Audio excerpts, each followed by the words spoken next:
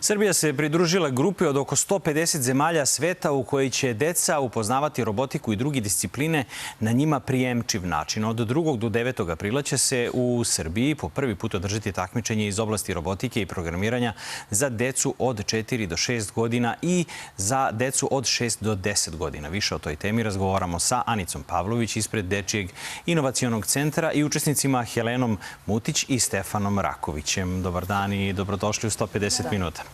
Ajde da vas ne prepadam odmah. Prvo ću vas da pitam. Kako je zamišljeno takmičenje s obzirom da se prvi put održava u Srbiji? Takmičenje je zamišljeno, deca su podeljena u dve uzrasne grupe i imaju svoj sto i mapu na koje se takmiče. Postoji jedna priča iza toga. Mlađa deca su zarobljena u igrici, a stariji drugari pokušavaju da ih oslobode iz te igrice i oni se takmiče uz pomoć. Najmlađi rade programiranje offline, bez računara, a stariji koriste računar i upravljaju svog robota po određenoj mapi i rešavaju programerske, logičke i konstrukcione zadatke. Stefane, molim te mi reci šta se nalazi na stolu ispred tebe? To je naš robot koji smo napravili na časovima i on prati crnu liniju i rešava razne prepreke. A od čega je sastavljen? Da li su neki posebni delovi? Kako dolaziš do materijala za pravljanje tog robota? Pa on ima senzore, ima razne senzore, ima dva motora sa pomoću kojih se pokreće i još razne motore sa kojima rešava misiju. Helena, zašto si ti zadužena kada su roboti u pitanju? Pa ja sam, kada su roboti u pitanju, otprilike zadužena, pa... Ili radiš na programiranju ili radiš na sastavljanju? Ali nekad na sastavljanju, kako kad. Šta ti se više dopada? Gde se više pronalaziš? Pa možda se malo više u slaganju, ali stvarno ne znam. Stefane, je li komplikovano sklopiti robota i zadati mu funkcije putem programa da odradi nešto? Da, po meni da. Jeste? Da. Ali je zadovoljstvo, pretpostavljam? Jeste, naravno. Koliko polaznika imate? Preko 200 polaznika u Beogradu, Novom Sadu i radimo u još nekim gradovima u Srbiji. Da li je to dobar odziv? To je prilično dobar odziv.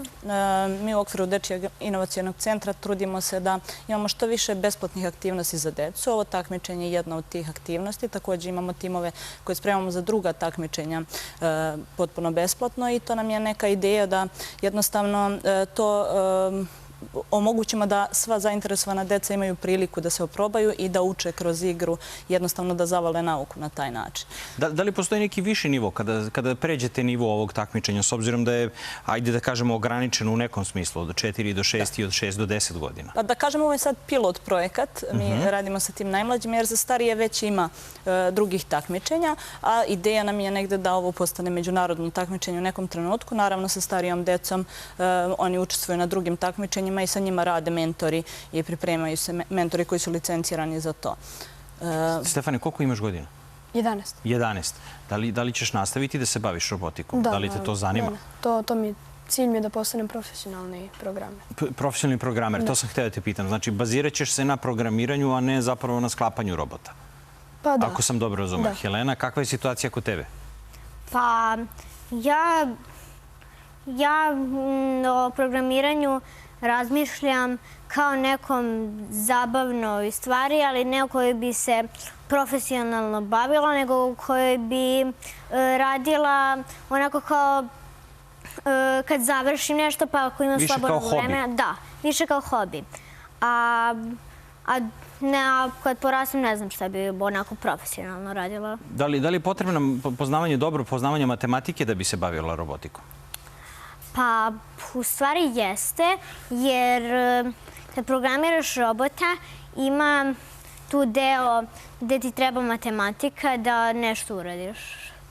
Stefane, kada sklapaš robota, koliko je komplikovano osmisliti oblik robota, s obzirom da pretpostavljam da mora da ispuni neke funkcije? U stvari, sam si mi rekao na početku, mora da odradi koliko funkcija? Pa 17 ili 16. 16-17. Koliko je komplikovano osmisliti robota koji može da odradi 16 ili 17 funkcija? Pa, oblik robota nije komplikovan, ali komplikovano je da se to sve rasporedi.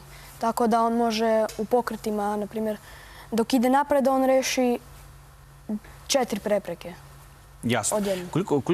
Koliko ste zadovoljni? Evo, ja sad slušam, prosto deca su zainteresovana za ovu vrstu nauke, za ovaj deo nauke, a samim tim pretpostavljam da im olakšavate i dosta je šaren robot, moram priznati, nije onako dosadan kako bi ljudi očekivali da robot izgleda. Da, pa to je negde i cilj, da se i deci, vi ste pitali sad da li je matematika neophodna. Da, jeste neophodna na nekom višem nivou, ali naša ideja u Dečijem inovacijonom centru je da decu i koja možda nisu toliko zainteresovana za učenje, zainteresujemo za nauku i da vide koliko je to lepo i korisno i da jednostavno se oprobaju. Verujte, imamo dosta dece koja roditelji se žale da u školi i nisu tako dobri i nisu zainteresovani, a kod nas ne žele da izađu kada se čas završi. Tako da sa njima rade ljudi koji su edukovani za to i na prijemčiv način im to sve objašnjavaju. Jednostavno oni, kao što ste rekli, to je jako živopisan robot i onda ih sve to dodatno privlači. Samim tim i naše prepreke koje smo sad mi osmislili i mapa su jako interesantne i onda je njima sve to dodatni motiv, da kažem, da jednostavno dođu, vide i oprobaju se u svemu tome. Da li ima i praktičnog rada? Odnosno, više me zanima u kom trenutku prelazite na praktičan rad sa decom? Generalno je sve praktično. Znate zašto vas pitam? Oprostite što vas prekidam. Zato što se uglavnom školu, kada ljudi spomenu školu, roditelji, a i deca najčešće pomisle da je to puko čitanje nečega, više časova, da bi se 1 čas zapravo bavili pravljanjem robota i pisanjem programa. Kakva je situacija kod vas? Moj cilj na početku i uopšte kada se rodila ta ideja da osnujem Dečiji inovacijni centar je bila da to predstavimo na neki način da bude praktično, da većina bude praktično i časa i kursa i svega ostalog i mi imamo nekih 10 minuta od svakog časa koje je upoznavanje sa temom. Jako je dobro osmišljen koncept u smislu da deca rade, na primjer, biologiju, učimo metamorfozi žabe i onda pričamo o tome 10 minuta, pogledamo video, neke robote koji su ljudi napravili, a inspirisali su ih životinje i onda krećemo da radimo. Napravimo robota, deca rade sa rukama, što je mnogo korisno jer sad svesni smo činjenice da deca uglavnom vreme provode scrollujući telefone. Znači, razvija se ta sitna motorika i onda u nekom trenutku prelaze na računar i osmišljavaju program. Jako je bitno da deca u tom uzrastu se upoznaju sa programiranjem na taj način da oni vide šta taj program radi. Ne da zamišljaju u glavi, kao što smo mi učili nekad, kao to je nešto apstraktno što nikad neću vidjeti šta radi. On je već na licu mesta isprogramiram da ide pravo 10 sekundi. Aha, vidim koliko je 10 sekundi, da li mi treba manje i više, šta se dešava kad povećam brzinu, smanjim brzinu i slično. Tako da je to nešto što je jako korisno za taj početak učenja. Pitao sam vas iz praktičnog razloga. Dobro je poznato da su naši matematičari i naučnici zapravo postavili postulate robotike u čitavom svetu, počev od nulte tačke kada je kretanje robota u pitanju. Međutim, oni su radili to suvoparno, upravo ovako kako ste vi sada opisali. Papir, olovka i onda izvođenje određenih teorija, iz teorija, onda izvođenje formula i tako dalje. Da li postoji budućnost za buduće robotičare ovdje u Srbiji? Ja sam na početku emisije rekao da su Japanci relativno skoro napravili robota koji može da oljušti bananu, a da je ne pretvori u kašu za 3 minuta. A pričamo o Japancima. I sad vas ja pitam, kada biste poredili sada Japance koji su stigli sa bananom do 3 minuta, da li postoji kakve su šanse i kakvi su izgledi za budućnost dece u Srbiji kada je robotika u pitanju? Sami ste rekli da smo mi bili tada na početku Beogradska škola robotike, da je bila možda prva u svetu i prva protetička šaka je napravljena u Srbiji i taj tačka nula momenta po kojoj sad roboti hodaju. Neke druge stvari su nas malo, da kažem, vratile nazad, ali ja se nadam da uopšte uvođenjem ovakvog načina, kao neki dodatak školi, da mi imamo dobre šanse jer imamo pametnu decu i to već kroz vekove je svima jasno. I imamo dobar obrazovni sistem i ETF Beograd.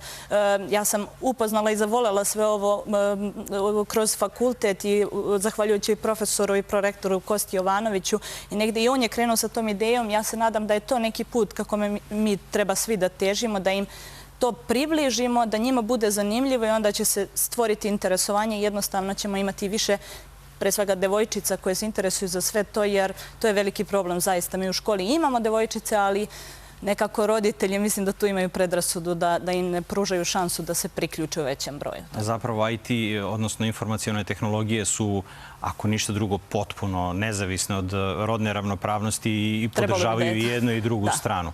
To je, pretpostavljam, onda opredeljenje roditelja ili same dece ili samih devojaka koje žele da učestvuju u tome. U ovom najmlađem uzrastu to je pre svega na roditeljima da jednostavno pruže šansu devojčicama. Jer vi kad imate devojčicu koja ima 13 godina, ona je već negde, da kažem, ona misli da to ne može, da to nije za nju i možda i škola je negde usmerila ka nečem drugom, tako da je to već kasno. Po meni, deca kao, na primjer, 8-9 godina ili čak 4 godine, kad im vi pružite priliku da se oni upoznaju sa tim i da vide da to njima ide i da je interesantno i da je šareno i da imaju roze boje, to njih sve privlači. Mislim, moramo tražiti načina da ih privučemo ka svemu tome i onda ćemo već imati mogućnost da radimo sa njima ozbiljnije stvari u budućnosti. Hvala vam najlepše na gostovanju 150 minuta. Stefane i Helena, hvala i vama što ste bili gosti 150 minuta. Želim vam mnogo sreće u budućnosti, bez obzira da li je profesionalna karijera ili se opredelite za neku hobi varijantu. A vama, dragi gledalci, jedino što mogu da kažem je pružite priliku vašoj djeci. Nikada ne znate kako će to na kraju krajeva ispasti. Sada vas vodimo na jednu